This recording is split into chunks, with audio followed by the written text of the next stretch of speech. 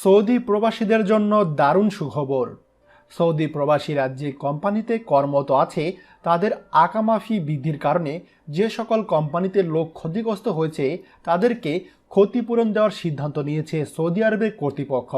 কারণ সৌদি প্রবাসীরা আকামা ফি বৃদ্ধির কারণে এত টাকা দিয়ে প্রবাসীদের আকামা রিনিউ করতে আগ্রহী নয়, যার কারণে প্রবাসীদেরকে চাকরি থেকে বিতাড়িত করছে অনেক প্রতিষ্ঠান। তবে এবার প্রবাসীদেরকে 2017 ও 2018 সালে আকামা ফি বৃদ্ধির কারণে ক্ষতিগ্রস্ত কোম্পানিগুলোকে ক্ষতিপূরণ বাবদ $310 কোটি সহায়তা প্যাকেজ অনুমোদন করেছে সৌদি কর্তৃপক্ষ। বার্তা সংস্থা রয়টার্সে দেওয়া এক খবরে বলা হয়েছে, রাজকীয় এক ডিক্রিতে $310 কোটি ক্ষতিপূরণের বিষয়টি অনুমোদন করা হয়েছে।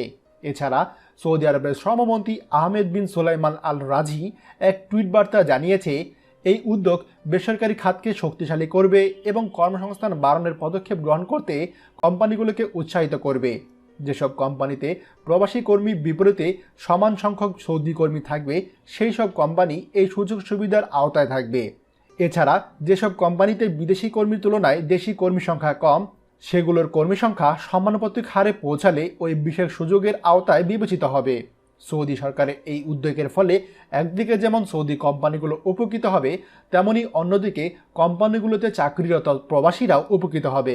দয়া করে ভিডিওটি আমাদের সৌদি আরবের সকল প্রবাসী ভাইদের সঙ্গে এক্ষুনি শেয়ার করুন। আর আপনি যদি আমাদের চ্যানেলে নতুন হন তাহলে আমাদের চ্যানেলটি অবশ্যই সাবস্ক্রাইব করুন সৌদি আরবের সকল গুরুত্বপূর্ণ খবরাখবর সবার আগে পাওয়ার জন্য। ধন্যবাদ। বাংলাদেশের প্রথম প্রবাসী নির্ভর ভেরিফাইড ইউটিউব চ্যানেল TJN24। তাই দেরি কিসের, এখনই আমাদেরকে সাবস্ক্রাইব করুন। সাবস্ক্রাইব করতে সাবস্ক্রাইব আইকনে ক্লিক করুন এবং বেল আইকনটি চাপুন, যাতে আমাদের কোনো নতুন ভিডিও আপনি মিস না করুন।